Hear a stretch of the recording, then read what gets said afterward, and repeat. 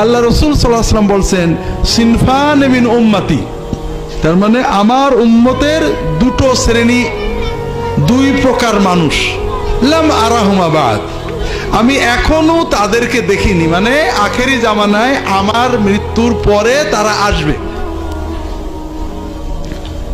তাদের এক শ্রেণী কারা? কওমুন, কিছু মানুষ, তাদের হাতে বেআইদিহিম আসওয়াত, তাদের হাতে ছড়ি, মারার কিছু থাকবে, মানুষের মারার, কাযনাবিল বাকার, গরুর যেমন লেজ থাকে, তাদের হাতে লাঠি, বেত, ছুরি, মানুষকে কষ্ট দেওয়ার কিছু জিনিস তাদের হাতে থাকবে। ইয়াদরিবুনান নাস বিহা, যারা ওইটা দিয়ে মানুষদের মারবে, অল্প স্বল্প কিছু কথা হলে মার তাদের আগেই থাকবে। ওয়া নিসাউন কাসিয়াতুন আরিয়াতুন মাইলাতুন মুমিলাতুন রুউসুহুন্না কাআন্নাহুন্না আসলিমাতু আল ইবিল আউল বুখত। রাসূলুল্লাহ সাল্লাল্লাহু আলাইহি ওয়াসাল্লাম বলছেন, আর এরা হলো মারাওয়ালা, এক শ্রেণীর নারী থাকবে আমার উম্মতের ভিতরে, এটা দ্বিতীয় শ্রেণী, যারা কাপড় পরে থাকবে কিন্তু ন্যাংটো থাকবে।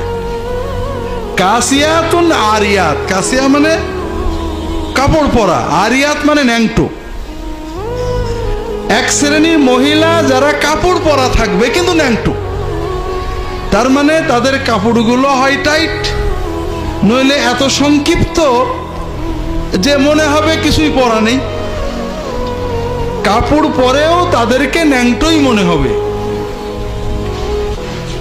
মাইলাতুন মুমিলাত, যারা হেলে দুলে চলবে এবং মানুষদেরকে খারাপ পথে টানবে, তাদের মাথার উপরে চুলগুলো এমন করে উপরে খোপা করে বাঁধবে, মনে হবে যেন উটের পিঠে যে চুট থাকে ওই রকম। এরা, এই যে আমার উম্মতের দুই শ্রেণী, এরা জান্নাতের খুশবুও পাবে না।